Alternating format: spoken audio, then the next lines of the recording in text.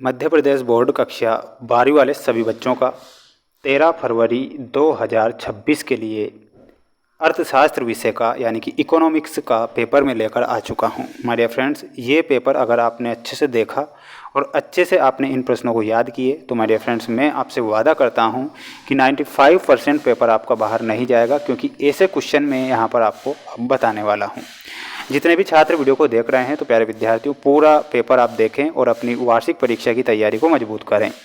आइए शुरुआत करते हैं हमारे प्रश्नों से, जो आप सभी छात्रों की परीक्षा में छपने वाले हैं। देखिएगा, क्वेश्चन आ चुके हैं आपकी स्क्रीन के सामने जो आपकी परीक्षा में पूछे जाएंगे। माय डियर फ्रेंड्स, आप ध्यान से पेपर देखें, सही विकल्प चुनकर लिखिए में आप प्रश्न देख सकते हैं, जिसमें पहला प्रश्न है, भारत में किस प्रकार की अर्थव्यवस्था को अपनाया गया है। प्यारे विद्यार्थियों, प्रश्न आपसे पूछा गया है कि हमारे भारत में किस प्रकार की अर्थव्यवस्था को अपनाया गया है, और आप सभी बच्चे जानते हैं कि हमारे भारत में मिश्रित अर्थव्यवस्था को अपनाया गया है। तो यहाँ पर आपको मिश्रित करेक्ट उत्तर के रूप में ध्यान रखना है। जितने भी छात्र वीडियो को देख रहे हैं और जो पेपर में बता रहा हूँ, अगर आप उन्हें पढ़े तो 95% का मैंने वादा किया है पेपर आपका बाहर में नहीं जाने दूंगा। जब किसी उपभोक्ता को अधिकतम संतुष्टि प्राप्त होती है तब सीमांत उपयोगिता हो जाती है। तो जो सीमांत उपयोगिता है वो कैसी हो जाएगी, वो शून्य हो जाएगी। तो यहाँ पर आप शून्य करेक्ट उत्तर के रूप में लिखेंगे। अगला प्रश्न पढ़ लीजिए और अच्छे से याद आप कर लीजिए। माय डियर फ्रेंड्स, आपके लिए दिल से मेहनत मैं कर रहा हूँ। अगर आपको मेरी मेहनत अच्छी लगती है तो वीडियो को लाइक करके हमें मोटिवेट ज़रूर करें, जिससे कि हम आपके लिए अच्छा कार्य करके दिखा सकें। किसी वस्तु का मूल्य बढ़ने पर पूर्ति क्या होती है। अगर किसी वस्तु का मूल्य बढ़ रहा है तो पूर्ति बढ़ जाएगी। तो यहाँ पर आपको लिखना है पूर्ति बढ़ती है। भारत में 1 रुपये का नोट कौन निर्गमित करता है। तो 1 रुपये का जो नोट होता है वित्त मंत्रालय के द्वारा निर्गमित किया जाता है। तो यहाँ पर आप वित्त मंत्रालय करेक्ट उत्तर के रूप में लिखेंगे और अच्छे से आप सभी छात्र याद करेंगे। वहीं अगला प्रश्न ये रहा आपकी स्क्रीन के सामने, अल्पकालीन उत्पादन फलन की व्याख्या निम्नलिखित में से किस नियम के द्वारा की जाती है। तो वो की जाती है परिवर्तनशील अनुपातों के नियम से। तो यहाँ पर आपको लिखना है परिवर्तनशील अनुपात। सीमांत उपभोग प्रवृत्ति का जो सूत्र होता है वो क्या होता है। माय डियर फ्रेंड्स, यहाँ पर आप याद रखेंगे और वो हो जाएगा ऑप्शन नंबर बी। चैनल पर आज हमारे साथ नए जुड़े हैं तो प्यारे बच्चों, चैनल को सब्सक्राइब जरूर करके रखना। आपका भाई आपके लिए मेहनत कर रहा है और आगे भी आपके लिए मेहनत जरूर करेगा। चालू खाते की मदें होती है दृश्य एवं अदृश्य। चालू खाते की मदें होती है तो इसमें आप लिखेंगे दृश्य एवं अदृश्य मदें। वहीं अगला प्रश्न दिया गया है आपकी स्क्रीन के सामने, आप ध्यान से इसे देखें और ये रिक्त स्थान वाले क्वेश्चन हैं जो मैं आप समस्त विद्यार्थियों को यहाँ बता रहा हूँ। सूक्ष्म एवं व्यापक अर्थशास्त्र एक दूसरे के होते हैं तो ये क्या होंगे, एक दूसरे के पूरक होंगे। तो इसमें आपको पूरक लिखना है। औसत लागत को ही वस्तु की कहते हैं। तो औसत लागत को ही वस्तु की क्या कहते हैं, कीमत उसे बोला जाएगा। तो इसमें आपको लिखना है कीमत।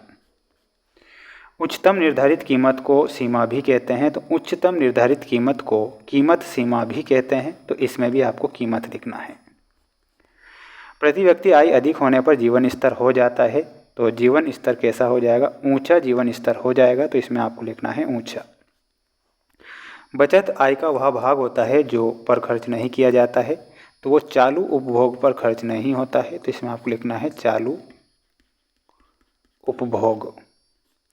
मुद्रा प्रसार की दशा में रेपो रेट को क्या कर दिया जाता है, तो घटा दिया जाता है। इसमें आपको लिखना है घटा दी जाती है।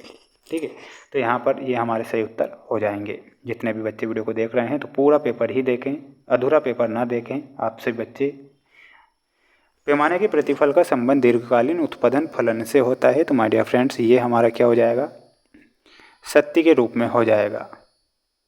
ठीक है, सत्य लिखना है। यदि पूर्ण प्रतियोगी बाजार में मांग का अतिरेक है तो संतुलन मूल्य बढ़ाना चाहिए, ये गलत हो जाएगा। समष्टि अर्थशास्त्र को सामूहिक अर्थशास्त्र भी कहते हैं। तो बिल्कुल ये आपका सत्य है। स्टॉक परिवर्तन एक प्रवाह है, ये गलत। सही है। पूर्ण रोजगार का आशय शून्य बेरोजगारी नहीं होता है, इसमें आपको सत्य लिखना है।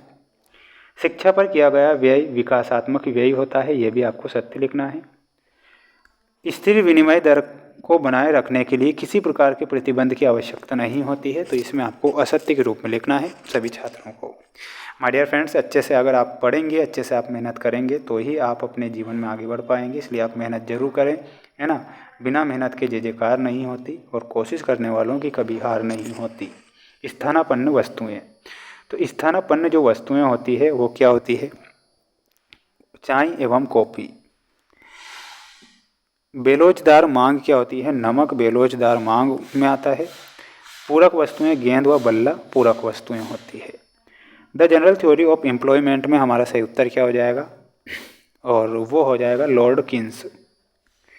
आय एवं बचत दोनों परस्पर एक दूसरे से प्रत्यक्ष संबंध रखते हैं। पूर्ति अपने लिए मांग स्वयं उत्पन्न कर लेती है। यह कथन किसका था? प्रोफेसर जेबीसे का। तो ये आपसे बच्चों की जोड़ी यहाँ पर करेक्ट हो चुकी है। बढ़ेंगे हमारे अगले प्रश्न की ओर। अगला प्रश्न ये रहा आपकी स्क्रीन के सामने। माय डियर फ्रेंड्स, ध्यान से आप देखेंगे पेपर। जब सीमांत अवसर लागत घटने लगती है तब उदासीनता वक्र की आकृति किस प्रकार की होगी? तो जो आकृति है वो कैसी हो जाएगी? वो हो जाएगी उन्नतो दर। तो यहाँ पर आपको क्या लिखना है? उन्नतो दर। फर्म के संतुलन के समय एक फर्म को कितना लाभ होगा? तो एक फर्म को कितना लाभ होगा? तो इसमें आपको लिखना है सामान्य लाभ। क्या लिखना है? सामान्य लाभ उसे होगा। पूर्ण प्रतियोगिता में वस्तु की कीमत का निर्धारण किसके द्वारा किया जाता है? तो पूर्ण प्रतियोगिता में वस्तु का जो निर्धारण होता है वो किया जाता है मांग व पूर्ति के द्वारा। ठीक है। समष्टि अर्थशास्त्र का मुख्य यंत्र क्या है? तो समष्टि अर्थशास्त्र का मुख्य यंत्र क्या होता है? इसमें आपको लिखना रहेगा राष्ट्रीय आय विश्लेषण। क्या लिखना है? राष्ट्रीय आय विश्लेषण। राष्ट्रीय आय की गणना हेतु विभिन्न साधनों को प्राप्त होने वाली आय को किस विधि में शामिल किया है? तो इसमें आपको लिखना है आय विधि में। आय विधि में। संसद में सरकारी बजट कौन प्रस्तुत करता है? तो वित्त मंत्री के द्वारा संसद में सरकारी बजट प्रस्तुत किया जाता है। इसमें आप लिखेंगे वित्त मंत्री। ठीक है, ये आपको ध्यान रखना है। अगला प्रश्न देखिएगा, अर्थव्यवस्था किसे कहते हैं? ये पूरा पेपर आपकी स्क्रीन के सामने आप देख पा रहे हैं। प्यारे विद्यार्थियों, पेपर का PDF हमारे ऐप पर मिलेगा जिसमें आपको सारे क्वेश्चन और PDF मिल जाएंगे। My dear friends, link description में हमने दे रखी है और ऐप का नाम है मेंस एजुकेशन ऐप। आज ही इंस्टॉल करें और अपनी वार्षिक परीक्षा की तैयारी में 4 चांद लगाएं। मिलते हैं नेक्स्ट वीडियो में। जय हिंद।